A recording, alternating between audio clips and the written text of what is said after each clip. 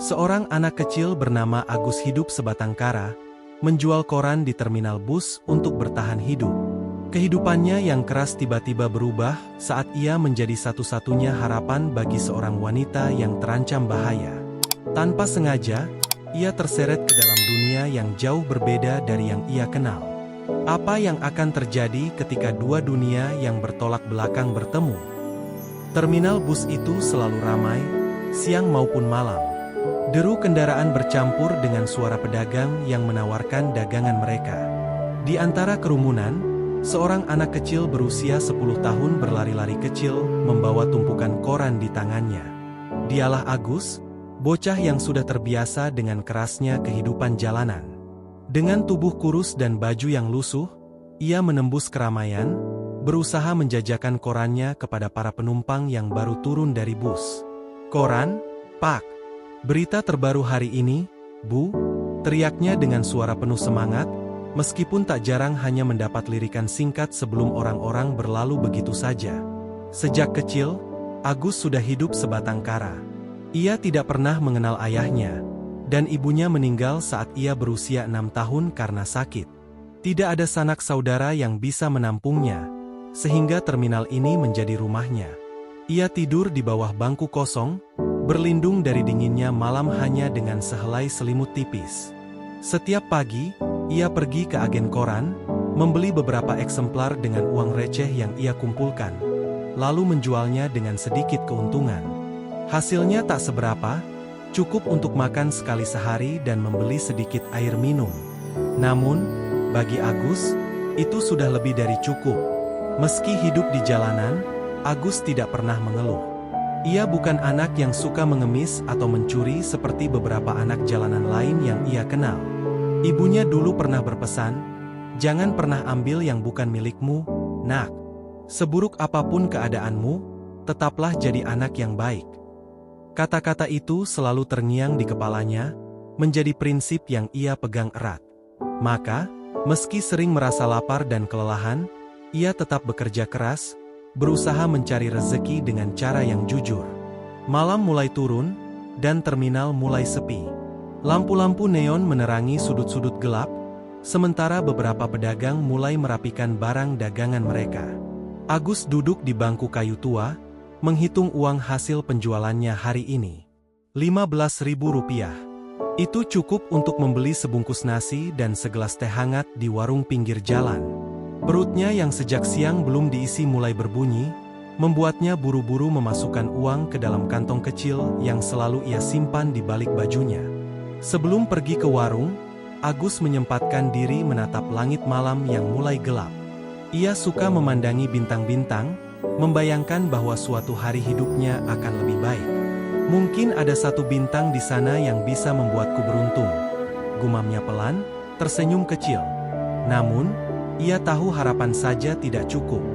Hidup di jalanan mengajarkannya bahwa satu-satunya cara untuk bertahan adalah bekerja keras dan tidak menyerah. Saat hendak melangkah pergi, Agus melihat seorang anak kecil yang lebih muda darinya duduk di sudut terminal dengan wajah muram. Anak itu tampak kedinginan dan kelaparan. Tanpa berpikir panjang, Agus merogoh kantongnya dan mengeluarkan uang Rp5.000. "Nih, buat beli makan," katanya sambil tersenyum. Anak itu menatapnya dengan mata berbinar, kemudian mengangguk berulang kali sebagai tanda terima kasih. Agus tahu betapa sulitnya hidup di jalanan, dan jika ia bisa membantu seseorang meskipun sedikit, itu sudah cukup membuatnya bahagia. Namun, kebahagiaan kecil itu tak bertahan lama. Tiba-tiba, terdengar suara ribut dari ujung terminal. Agus menoleh dan melihat seorang wanita muda dikelilingi oleh dua pria bertubuh besar. Ia terlihat ketakutan, memeluk tasnya erat-erat sambil berusaha mundur. Orang-orang di sekitar hanya melirik sekilas lalu pergi, enggan terlibat. Agus menggenggam korannya erat, matanya memperhatikan kejadian itu dengan cermat. Sesuatu dalam dirinya berkata bahwa ia harus melakukan sesuatu, meskipun ia hanya seorang anak kecil yang tak punya apa-apa. Agus menelan ludah. Jantungnya berdebar kencang. Ia tahu ini berbahaya, tapi hatinya berkata ia tak bisa tinggal diam. Ia mengambil napas dalam-dalam, bersiap melakukan sesuatu yang mungkin akan mengubah hidupnya untuk selamanya.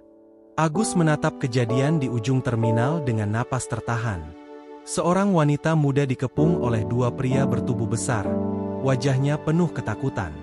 Ia mundur perlahan, tetapi tidak ada jalan keluar.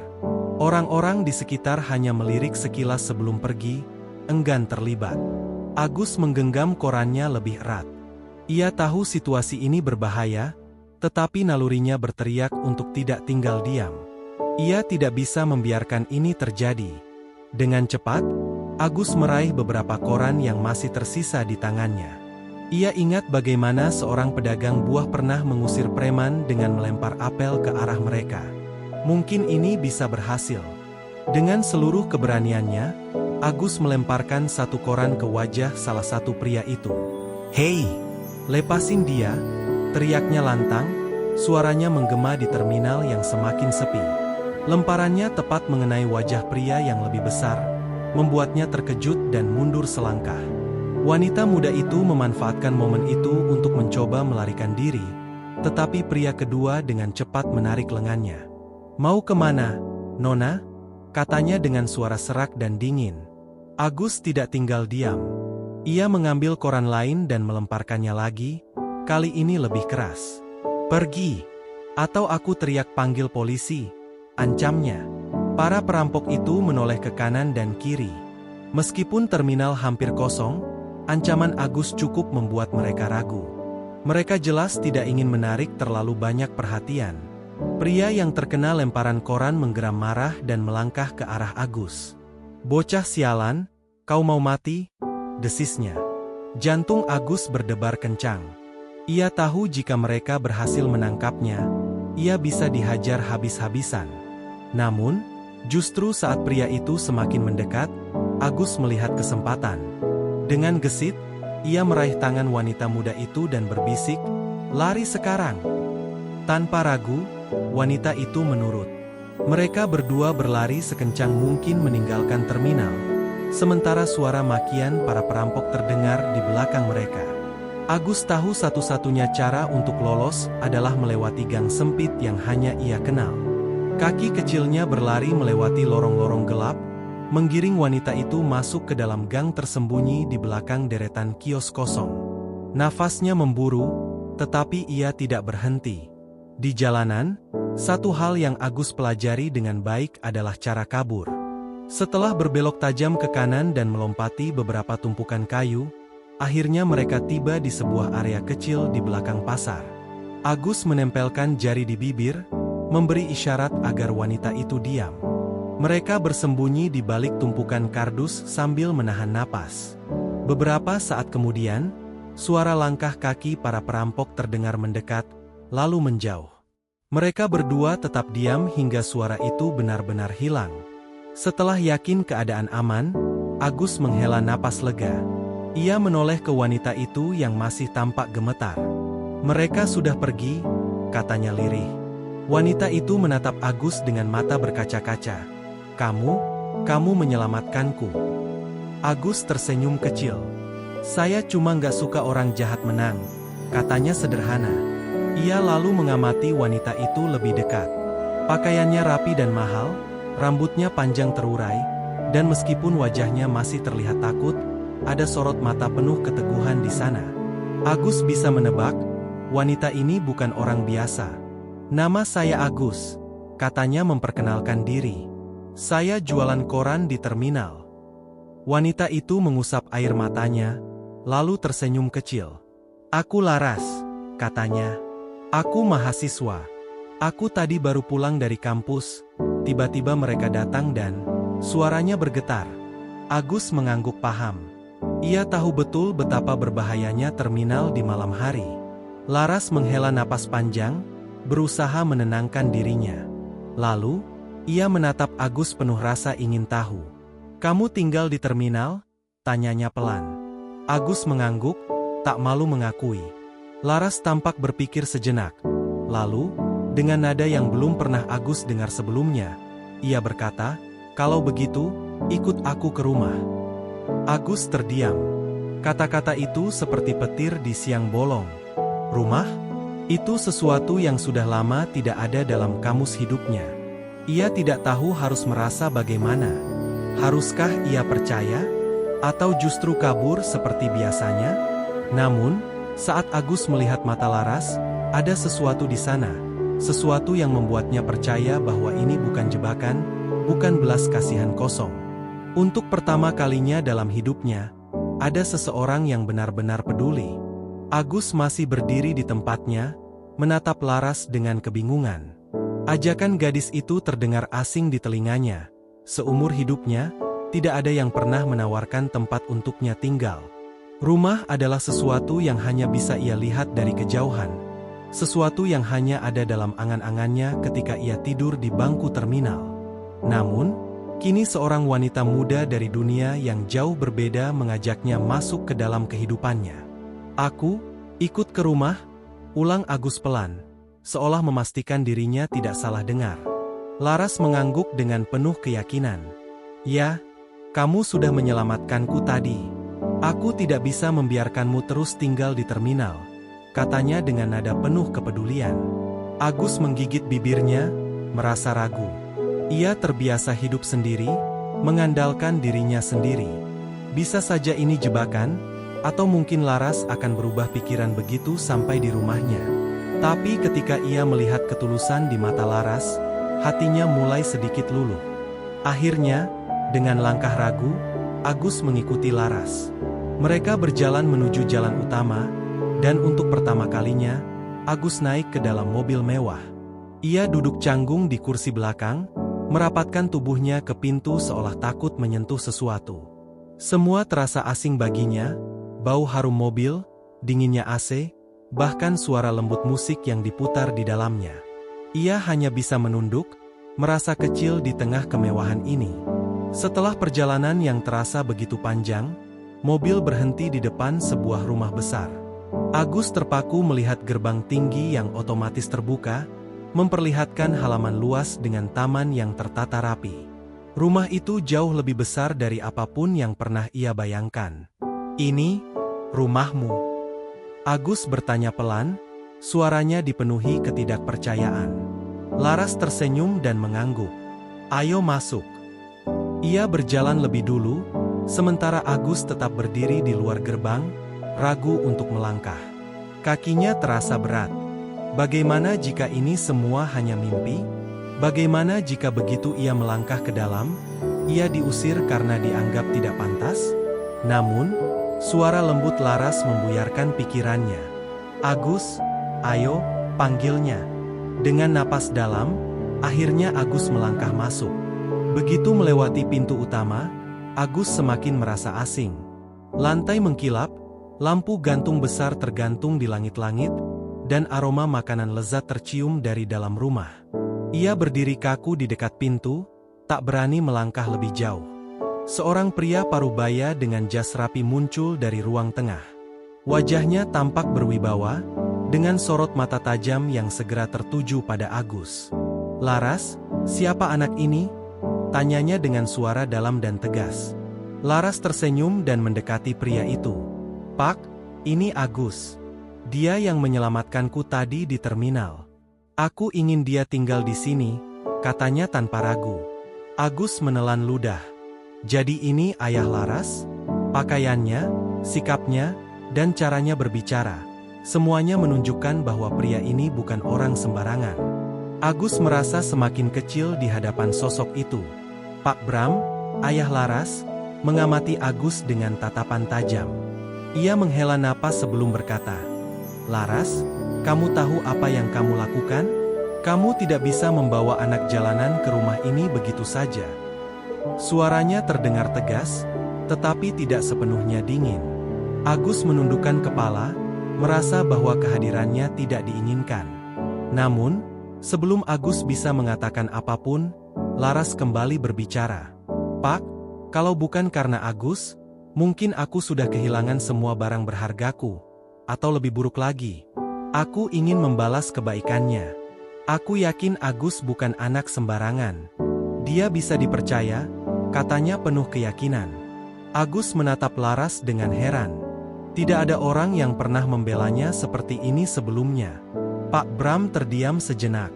Ia menatap Agus lebih lama, seolah menilai sesuatu dalam dirinya. Akhirnya, pria itu mengangguk pelan.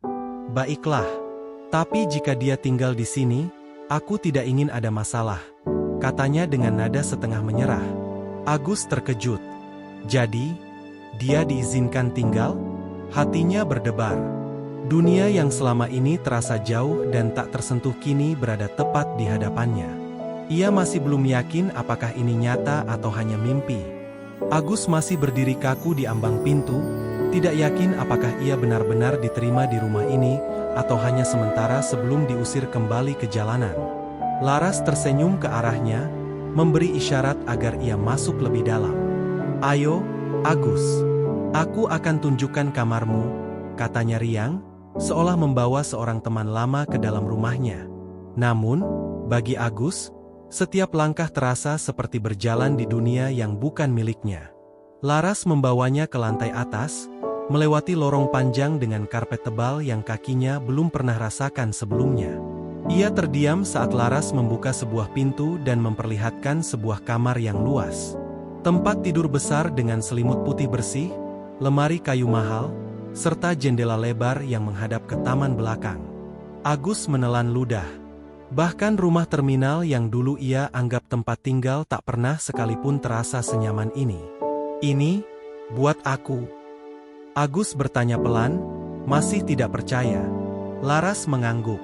Iya, kamu bisa tidur di sini mulai sekarang, jawabnya dengan nada lembut. Agus melangkah masuk, tangannya menyentuh kasur dengan ragu.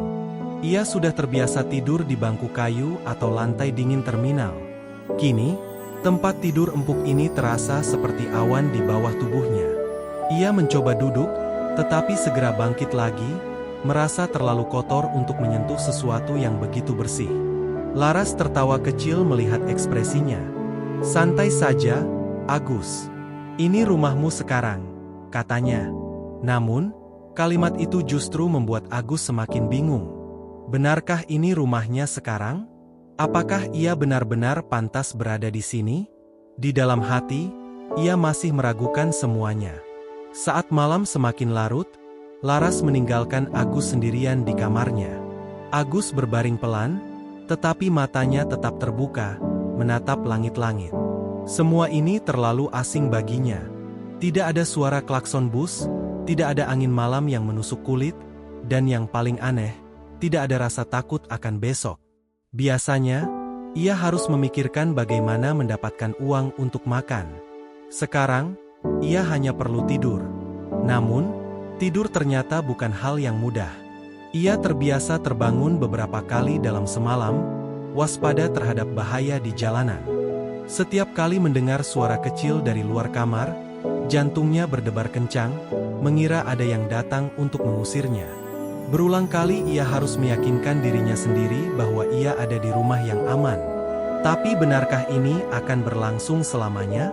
Keesokan paginya, Agus terbangun oleh ketukan lembut di pintu. Seorang wanita parubaya dengan pakaian rapi masuk dengan membawa nampan berisi makanan. Selamat pagi, Nak. Saya Bu Rini, pengurus rumah ini. Sarapannya sudah disiapkan, katanya ramah. Agus menatap makanan di nampan, roti, telur, dan segelas susu hangat. Tidak ada nasi bungkus, tidak ada gorengan sisa dari warung. Ia merasa canggung menerima makanan seperti ini. Terima kasih, Bu, katanya pelan.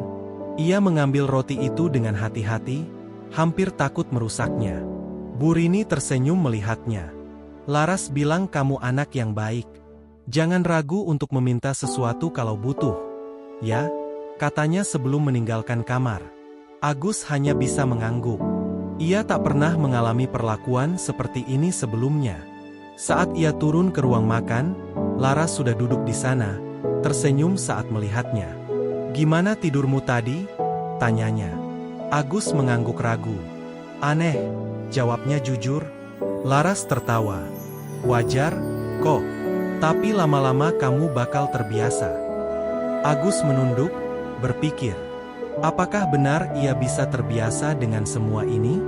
Apakah tempat ini benar-benar bisa menjadi rumahnya? Di dalam hatinya, Agus masih belum yakin. Ia masih merasa seperti orang luar, seperti anak jalanan yang masuk ke dunia yang bukan miliknya. Namun, untuk pertama kalinya dalam hidupnya, ia ingin mencoba percaya bahwa mungkin, hanya mungkin, takdirnya memang sedang berubah. Hari-hari berlalu, dan Agus mulai perlahan menyesuaikan diri dengan kehidupan barunya. Namun, di dalam hatinya, ia masih merasa seperti orang asing di rumah besar ini. Ia masih terbiasa bangun lebih pagi dari semua orang, duduk di tepi jendela sambil menatap taman belakang, bertanya-tanya apakah ia benar-benar pantas berada di sini. Kadang-kadang, ia masih merasa ingin kembali ke terminal, tempat di mana ia tidak perlu merasa berhutang budi kepada siapapun. Namun, setiap kali ia mulai berpikir untuk pergi, Laras selalu ada untuk mengingatkannya bahwa ia kini punya tempat di sini. Gadis itu tak pernah lelah mengajaknya berbincang, mengenalkan Agus pada berbagai hal yang selama ini tidak pernah ia ketahui. Dari cara menggunakan alat makan yang benar, hingga bagaimana berbicara dengan orang-orang di lingkungan sosial Laras. Agus merasa canggung, tetapi ia tahu Laras benar-benar tulus ingin membantunya. Suatu hari, Laras mengajak Agus ke perpustakaan rumah mereka. Rak-rak tinggi penuh dengan buku berjajar rapi, sesuatu yang jarang sekali ia lihat di kehidupannya sebelumnya. "Kamu suka membaca?" tanya Laras sambil menarik sebuah buku. Agus mengangkat bahu. "Dulu, aku cuma baca koran bekas yang aku jual," jawabnya jujur. Laras tersenyum, lalu menyerahkan sebuah buku padanya. "Kalau begitu, ini buat kamu. Coba baca, siapa tahu kamu suka." Agus menerima buku itu dengan ragu. Ia membuka halaman pertama, menelusuri kata-kata di dalamnya. Saat mulai membaca, ia merasakan sesuatu yang aneh. Sebuah dunia baru terbuka di hadapannya. Ia tenggelam dalam cerita, lupa akan segalanya. Untuk pertama kalinya dalam hidupnya, ia menyadari bahwa ada dunia yang lebih luas daripada yang pernah ia kenal. Melihat Agus begitu serius membaca, Laras tersenyum puas. "Kalau kamu mau, aku bisa ajarkan lebih banyak hal," katanya. Agus menatapnya sejenak, lalu mengangguk. Untuk pertama kalinya, ia ingin belajar sesuatu, ingin mengejar sesuatu lebih dari sekadar bertahan hidup. Mungkin, ia juga bisa memiliki masa depan seperti orang-orang lain. Hari itu menjadi titik balik bagi Agus. Sejak saat itu, ia mulai lebih berani untuk belajar. Laras membantunya mengenal dunia yang lebih luas. Sementara ayah Laras, Pak Bram, perlahan mulai menerima kehadirannya. Meski awalnya pria itu masih ragu, ia tak bisa mengabaikan semangat Agus yang semakin besar untuk belajar dan berkembang. Suatu malam, Pak Bram duduk di ruang kerja sambil mengamati Agus yang sedang membaca di sudut ruangan. "Kamu tahu, Laras tidak pernah membawa orang lain ke rumah ini sebelumnya," katanya tiba-tiba. Agus menutup bukunya, menatap pria itu dengan penuh perhatian. "Aku hanya ingin membalas kebaikan Laras, Pak," jawabnya pelan. Pak Bram terdiam sejenak sebelum akhirnya mengangguk. "Kalau begitu, buktikan bahwa kamu memang pantas ada di sini." Kata-kata itu terus terngiang di kepala Agus. Sejak saat itu, ia berusaha lebih keras. Ia belajar membaca dan menulis dengan benar, bahkan mulai ikut dalam pelajaran yang diajarkan oleh guru privat Laras. Ia tak ingin hanya menjadi anak yang diselamatkan. Ia ingin menjadi seseorang yang bisa berdiri sendiri, seseorang yang bisa membanggakan orang-orang yang telah percaya padanya. Bertahun-tahun berlalu, dan perubahan dalam diri Agus semakin nyata. Ia bukan lagi anak jalanan yang menjual koran di terminal. Ia kini adalah pemuda yang percaya diri, memiliki masa depan, dan, yang terpenting, memiliki keluarga yang menerimanya. Pak Bram yang dulunya ragu kini menganggapnya sebagai bagian dari keluarga, sementara Laras tetap menjadi kakak yang selalu mendukungnya. Di hari kelulusannya, Agus berdiri di depan cermin, mengenakan jas rapi untuk pertama kalinya. Ia menatap bayangannya sendiri, hampir tidak mengenali anak kecil kotor yang dulu hidup di jalanan. Ia tersenyum kecil. Dulu, ia hanya ingin bertahan hidup. Kini, ia ingin hidup dengan makna. Saat ia keluar dari kamar, Laras sudah menunggunya di bawah, tersenyum bangga. "Siap?" tanyanya. Agus mengangguk mantap. "Siap." Hari itu bukanlah akhir dari perjalanannya. Justru, ini adalah awal dari segalanya.